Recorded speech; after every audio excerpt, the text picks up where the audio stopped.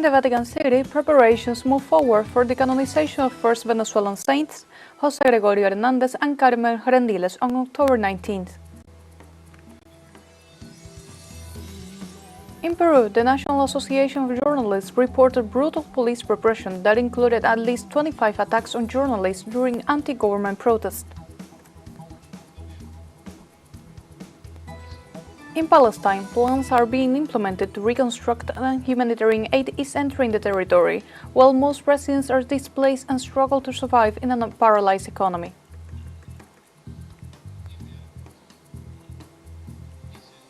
Hello, welcome to From the South. I'm Sophie Fernandez from the teleSUR studios in Havana, Cuba. We begin with the news. Stay with us.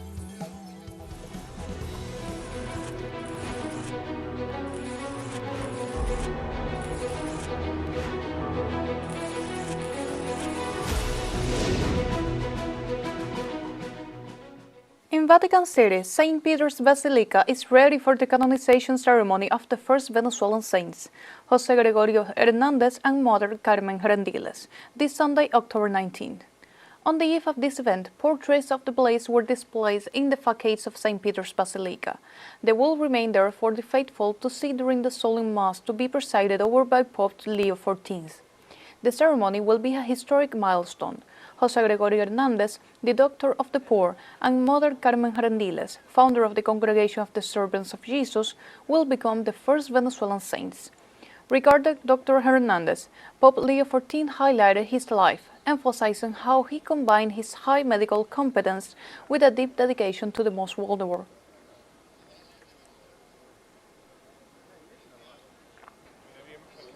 Meanwhile, in Venezuela, devotees celebrate the historic canonization of Dr. José Gregorio Hernández, the Doctor of the Poor, and Carmen Rendiles. After 76 years of walking the path to sainthood, the Catholic Church elevated Dr. José Gregorio to the altars as Saint José Gregorio Hernández.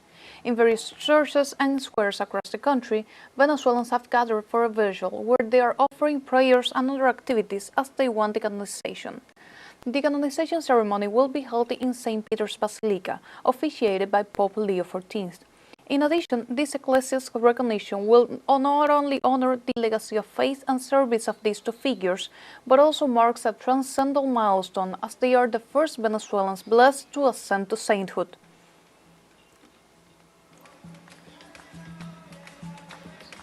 In Venezuela, faithful believers of Dr. José Gregorio Hernández and Mother Carmen Rendiles are preparing for the official canonization ceremony of these Venezuelan blessed individuals. To be a saint, there's no need to even be born in Trujillo. The great message that our Dr. José Gregorio Hernández left us, one regardless, and I believe that we, the residents of Trujillo, we must elevate and multiply this great message to the rest of Venezuela and the world. De Venezuela y el mundo. I believe the ceremony will take place at 10 o'clock a.m. Vatican official time, 4:30 a.m. here in ISNO 2. It is perhaps one of the most important events for the past 150 years in the state of Trujillo. This is a dream of all Venezuelans. José Gregorio is universally known. But for us Trujillo residents, the land of his birth, it is a moment of great joy, representing reunion, peace, hope, and faith. After over 70 years of trying, finally witnessing the canonization of Dr. José Gregorio Hernández fills us with great emotion and joy. Del Dr. José Gregorio Hernández es un acontecimiento que nos llena de mucha emoción, de mucha alegría. We invite all the peoples of the world to join this great global campaign for José Gregorio Hernández. We have achieved it, but that achievement will not stop us. That achievement will continue, and we will defeat that which does not serve us as a people. As part of the events leading up to the canonization of Dr. José Gregorio, an image of him will be taken to Boconó, Trujillo State in Venezuela. The reason why we give thanks to God, and are in this moment officially blessing the image to be taken to Boconó, It is a historic moment, but also a historic event, not only for the moment the Church and the world are experiencing, but also for the canonization of Dr. José Gregorio Hernández. In other news, we go to Colombia, where Senator and President of the Colombia Humana political movement, Gloria Inés Flores Scheiner, condemned the government of the United States' actions against Venezuela in a statement. The communique begins by saying, "In these hard times where war drums are beaten, we in the Caribbean are committed to beating the drums of peace for the dignity and joy of the peoples. Today, more than ever, the world must raise its voice and firmly reject the threat of military intervention against our sister Republic of Venezuela and against all of Latin America and the Caribbean." The statement continues, "The actions of the U.S. government not only constitute a dangerous military escalation in one of the few areas of the world that has been declared a continent of peace, but also violate international public law and international human rights law, including the United Nations Convention on the Law of the Sea, which expressly prohibits attacks on civilian vessels in international waters." It concludes, "We demand an immediate end to this imperialist aggression and all forms of interference in the internal affairs of our region. We do not want to see the CIA destabilizing countries again, nor do we want to relive dark chapters of Latin American history, such as the Plan Condor, the coup against Allende, the intervention in Grenada, the invasion in El Chorrillo in Panama, Playa Girón, and so many other interventions that left death, dispossession, and desolation in their wake. It is urgent to defend the right of the peoples of our America and the world to sovereignty, self-determination, and peace."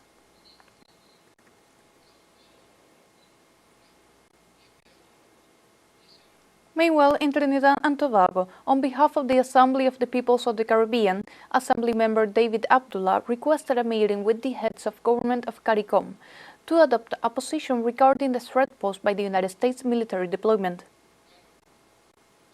The Caribbean, that we must stand firm, that the Caribbean must remain a zone of peace, that there should be no U.S. intervention. We declare that the sovereignty of the nation states of our region is not and must not be up for sale, that regional unity and integration are crucial to our development and survival in the context of a changing global order, and therefore call on CARICOM heads of government to meet urgently on this emerging situation and to adopt a unified position against this. David Abdullah also condemned the alleged creation by the United States of an international coalition to intervene in Venezuela. Denounce the so-called creation by the U.S. of an international coalition against narco-trafficking, as it is a seed of an alliance of a minority of states in this hemisphere that will be used to create some cloak of legality under the OAS to intervene in Venezuela, as was attempted and failed through the so-called Lima Group. And we further call on these governments not to allow the U.S. to use their countries as a military staging point to attack any sovereign state. And now we have a short break coming up. But first, remember you can join us on TikTok at teleSUR English, where you will find news in different formats, news updates, and more. We'll be right back. Stay with us.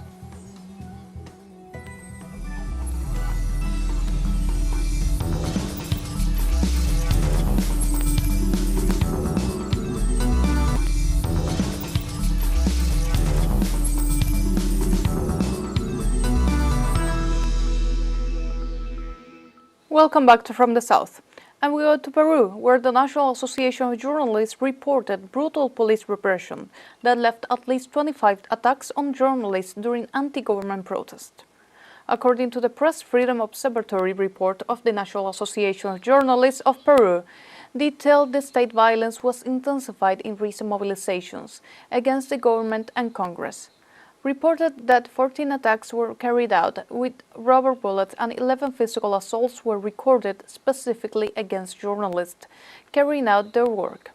The day of protest, far from being isolated, ended in tragedy.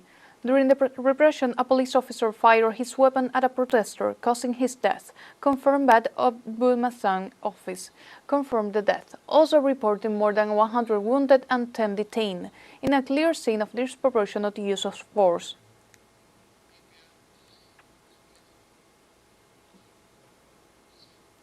In Ecuador, the Confederation of Indigenous Nationalities, CONAIE, denounced on Saturday the suspension of the Inti Pacha radio signal in what is described as a direct attack of freedom and expression of indigenous communication.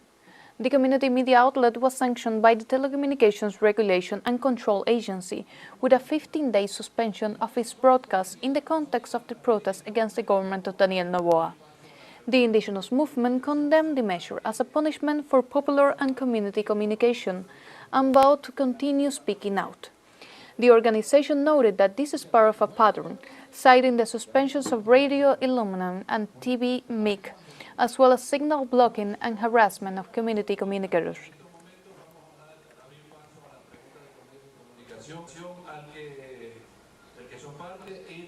In other news in Chile, an artistic and civic intervention was held on Saturday to commemorate those who died or were injured during the 2019 social unrest. Many Chileans have gathered at iconic locations such as Plaza Italia to keep the memory of what happened alive and demand that promises of change and justice not be forgotten.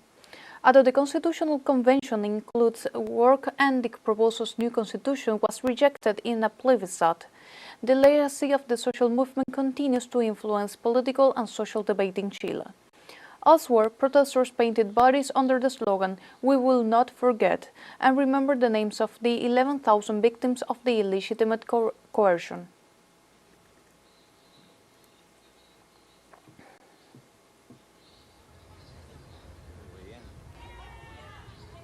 Moving on to the United States, thousands of protesters took to the streets in various cities in the country this Saturday, called to action by the progressive network No Kings to reject the authoritarian and monarchical behavior of President Donald Trump.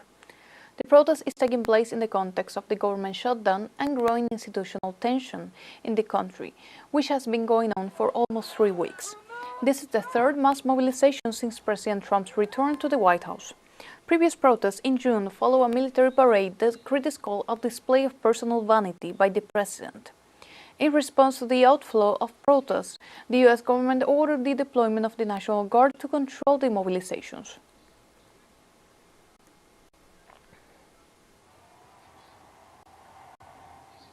Meanwhile, hundreds of U.S. citizens gathered in Spain's capital city to condemn President Donald Trump's actions. The day was marked by slogans and protests rejecting the closure of public programs and federal services imposed by Donald Trump. Protesters asserted that the U.S. government is taking authoritarian measures before the National Congress. At the same time, other European cities are also mobilizing against the Trump administration as part of the No Kings protest.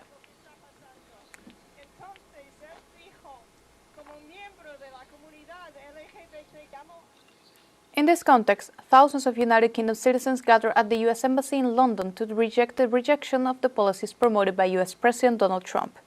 With flags and slogans, protesters condemned budget cuts to public services and in turn condemned anti-immigration policies in the United States.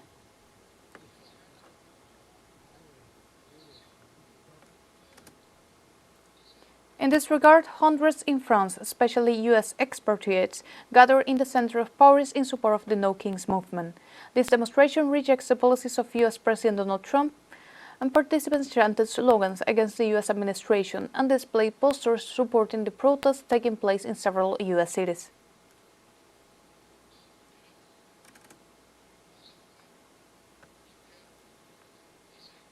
We have a second short break coming up. Before, we invite you to visit our Facebook page at teleSUR English. There you'll be able to watch our top stories, special live coverage, and much more. Follow our page and activate the notification button to stay up to date on the world's most recent events. Final short break coming, don't go away.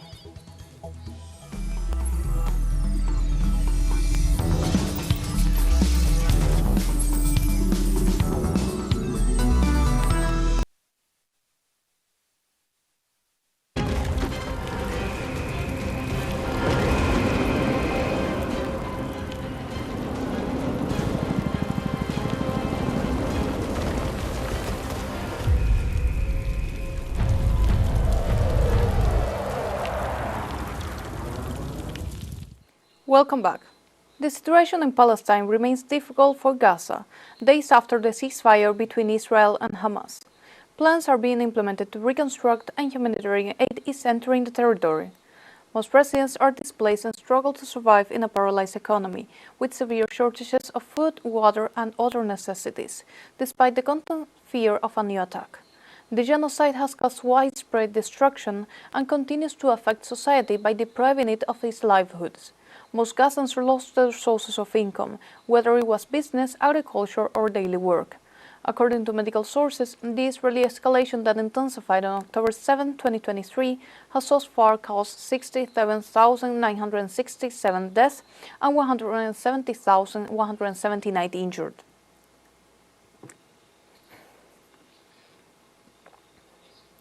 For its part, the Palestinian resistance movement Hamas accused Israel of violating the ceasefire agreement in the Gaza Strip. Hamas denounced that the Israeli army has violated the agreement more than 47 times after carrying out attacks against the people of Gaza, resulting in the killing of 38 people. Hamas emphasized that the attacks include direct fire against civilians, bombing, and arbitrary detentions. In addition, health authorities stated that most of the people killed were trying to return to their homes, which they had left due to the Zionist genocide.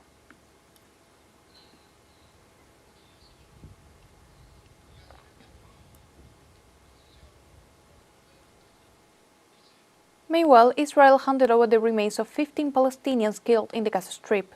Hospitals in the Strip reported that the remains were handed over through the International Committee of the Red Cross, bringing the total number of bodies received to 135. Medical teams continue to handle the bodies in accordance with established medical procedures and protocols in preparation for examination, documentation, and eventual handover to the families for burial.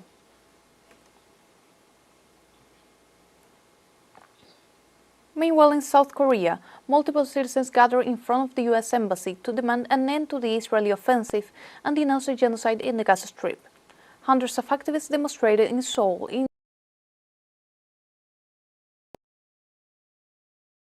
peaceful mobilization reflected the global movement's demand for condemnation of war crimes in Gaza, backed by the U.S. Participants waved Palestinian flags and chanted in support of the resistance of the Gazan people. In addition, as a symbolic act of repudiation and popular condemnation, the protesters threw their shoes at a bloody poster displaying the image of Israeli Prime Minister Benjamin Netanyahu. On other news, on Saturday, one person died as a result of an attack by an Israeli drone on a vehicle in the town of Deir Kifa in southern Lebanon. Lebanese authorities have repeatedly denounced Israel over continued violations of Lebanese sovereignty, despite a ceasefire agreement in November 2024. The Israeli Defense Forces maintain a presence at 5 strategic points in southern Lebanon, which Beirut authorities consider a continued occupation and a violation of United Nations Security Council Resolution 1701. According to data from the Lebanese Ministry of Interior, Israel has carried out more than 4,500 raids into the territory of the Republic since the beginning of 2025, resulting in 253 deaths and 688 injuries.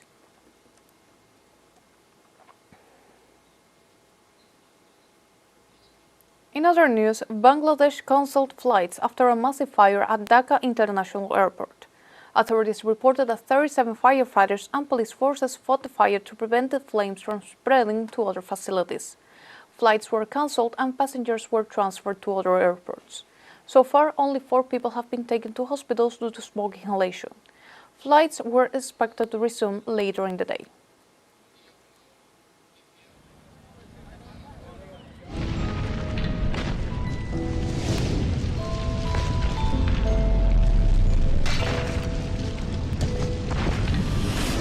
In the Philippines, flooding caused by tropical storm Feng-Sheng is making thousands of citizens leave their homes. The Weather Service has stated that the storm will pass close to the province of Catanduanes, leading to heavy rainfall and a minimal to moderate risk of coastal flooding, from waves ranging from 1 to 2 meters. In response to the developing situation, over 9,000 residents have relocated to safety, marking the first instance of the cyclone impacting the population. Neighboring provinces, including Sorsogon and Albay, have requested a preventive education, but the number of people involved is unknown.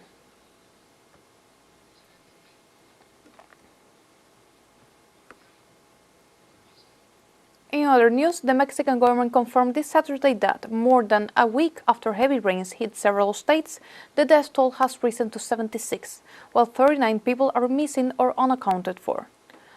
As of last Friday, 72 people have been reported dead and 48 missing. The decrease in the number of missing persons is associated with the rescue efforts, cleaning, sanitization, and support efforts carried out by the government in the affected areas, which have also been accompanied by the President Claudia Sheinbaum. They also report that Veracruz has been the state with the highest number of deaths, with a total of 34, while 14 people remain missing. Hidalgo follows with 22 dead and 20 missing, Puebla with 19 dead and 5 missing, and Querétaro with 1 dead.